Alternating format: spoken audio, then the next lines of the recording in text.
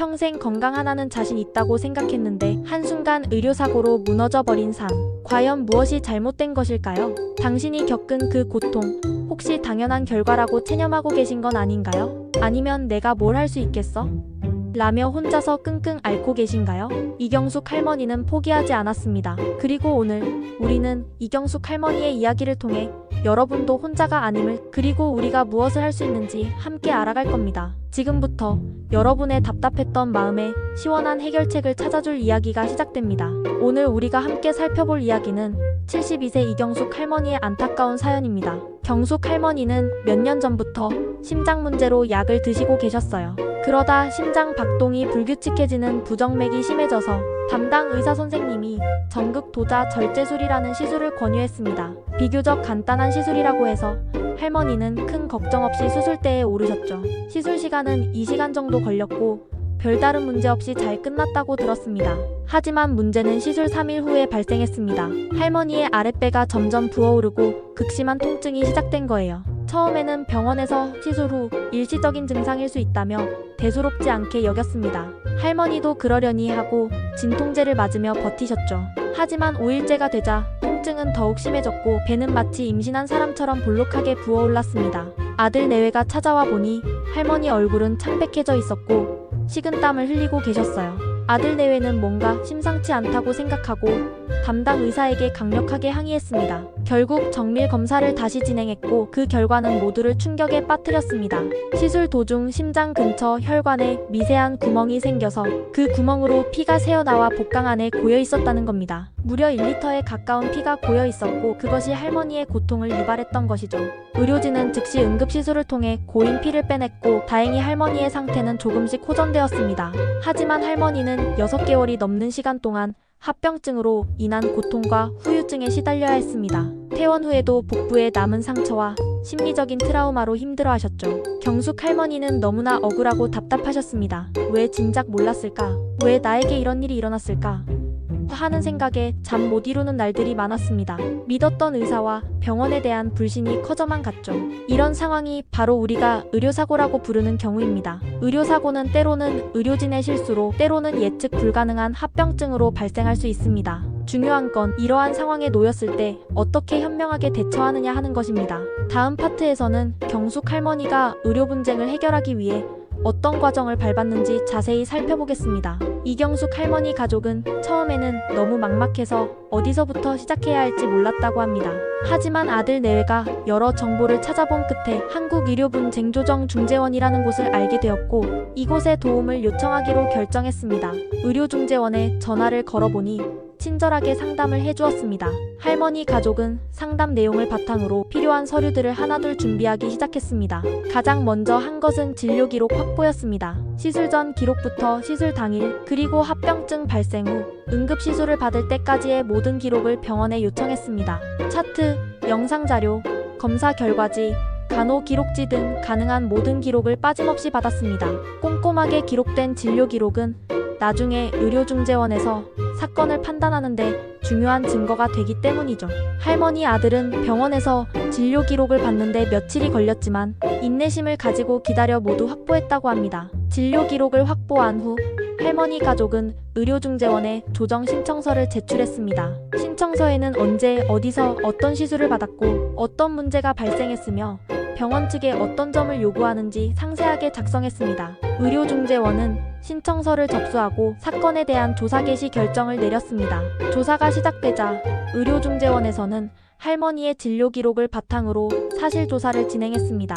의료 전문성을 가진 조사관들이 할머니의 진료 기록을 꼼꼼히 분석하고 시술 과정에 문제가 없었는지, 합병증 발생 후 병원의 대처는 적절했는지 등을 면밀히 검토했습니다. 또한 필요한 경우 해당 의료기관으로부터 추가 자료를 요청하기도 했습니다. 조사 과정 중에 의료중재원은 할머니 측과 병원 측의 의견을 각각 청취했습니다. 할머니 가족은 자신들이 겪었던 고통과 억울함을 상세하게 이야기했고 병원 측에서도 자신들의 입장을 설명했습니다. 이 과정에서 의료중재원은 양측의 주장을 객관적으로 듣고 사실관계를 파악하는 데 집중했습니다.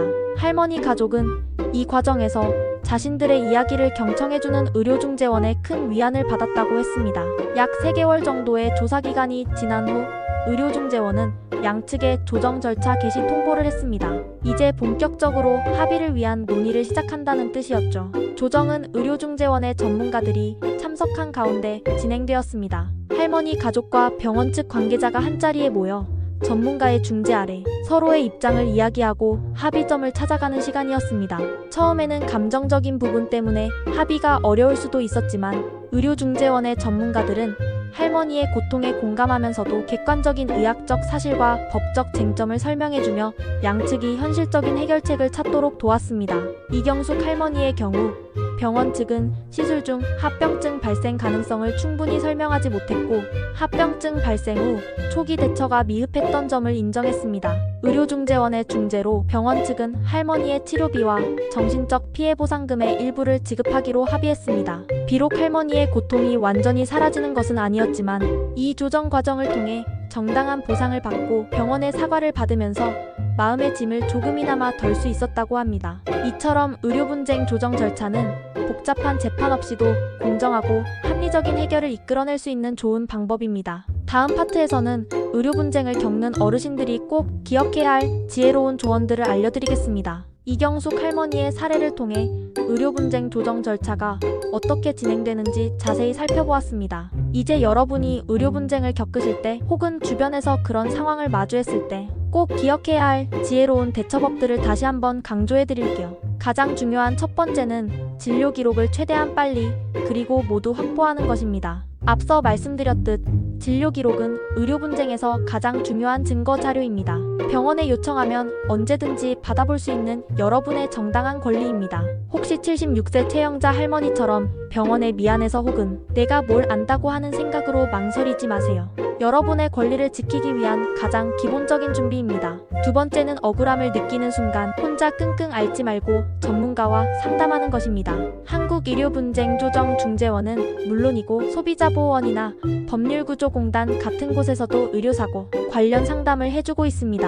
60대 김대식 선생님은 혼자 고민하다가 1년 가까이 시간을 허비했다고 후회하셨습니다. 처음부터 전문가의 도움을 받았다면 더 빨리 문제를 해결할 수 있었을 거라고요. 전문가의 조언을 듣는 것만으로도 막막했던 마음에 큰 위안이 될 수 있습니다. 세 번째는 모든 상황을 꼼꼼하게 기록하고 증거를 모으는 것입니다. 병원 방문 날짜와 시간, 의료진과의 대화 내용, 증상의 변화, 통증 정도, 치료 과정에 대한 의문점 등 모든 것을 기록하세요. 68세 박순덕 할머니는 입원 기간 동안 매일 밤 잠들기 전 스마트폰에 자신의 증상 변화와 병원에서 들었던 이야기들을 음성으로 녹음해 두셨는데 이것이 나중에 큰 도움이 되었다고 합니다. 또한 병원비 영수증, 약국 영수증, 간병 기록 등 의료비 지출 관련 자료도 모두 모아두세요. 사진이나 영상도 중요한 증거가 될 수 있습니다. 네 번째는 감정적인 대응보다는 이성적이고 차분하게 접근하는 것입니다. 물론 의료사고는 환자나 보호자에게 엄청난 고통과 분노를 안겨줍니다. 하지만 의료기관과의 대화에서 흥분하거나 감정적으로 격앙되면 오히려 문제 해결이 어려워질 수 있습니다.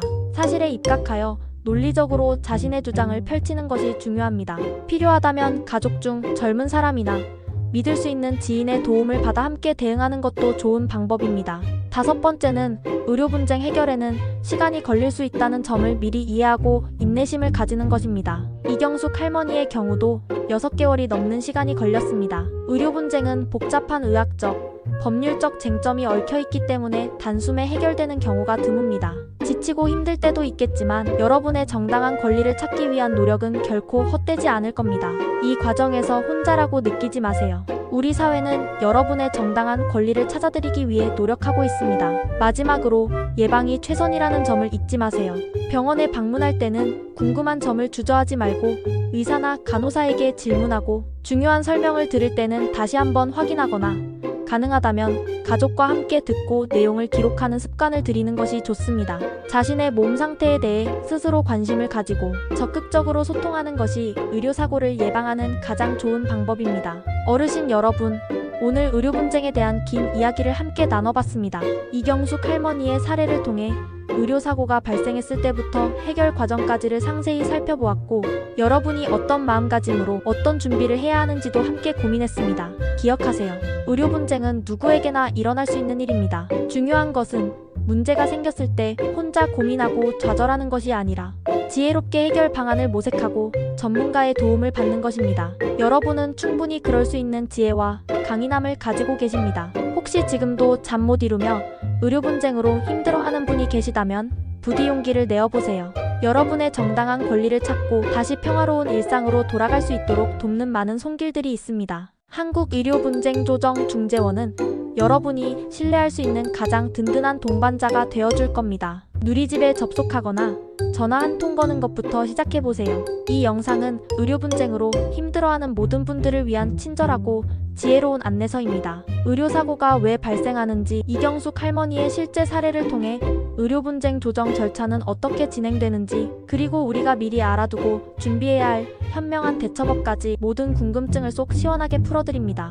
더 이상 혼자 고민하지 마세요. 한국의료분쟁조정중재원을 비롯한 믿을 수 있는 기관들의 도움을 받아 정당한 권리를 찾고 다시 평화로운 일상으로 돌아갈 수 있습니다. 지금 바로 영상에서 자세한 내용을 확인하고 지혜로운 해결책을 찾아가세요. 오늘 이 이야기가 여러분의 의료분쟁 해결에 작은 등대가 되었기를 진심으로 바랍니다. 앞으로도 우리 채널은 어르신들의 삶에 도움이 되는 유익하고 지혜로운 정보를 꾸준히 전해드릴 것을 약속드립니다. 다만 의료분쟁 조정에서 합의된 구체적인 내용은 대부분 비공개로 처리되기 때문에 실제 김씨 사례의 정확한 합의 내용을 공개하기는 어려울 것 같습니다. 더 구체적인 정보가 필요하시다면 한국의료분쟁조정중재원 1670-2545에 문의하시거나 비슷한 사례의 일반적인 합의 수준에 대해 상담받아보시는 것을 추천드립니다. 오늘 이야기가 도움이 되셨다면 구독, 좋아요, 알림 설정 꼭 부탁드립니다. 여러분의 소중한 댓글도 언제나 환영합니다. 다음 시간에도 더욱 알찬 이야기로 다시 찾아뵙겠습니다. 감사합니다.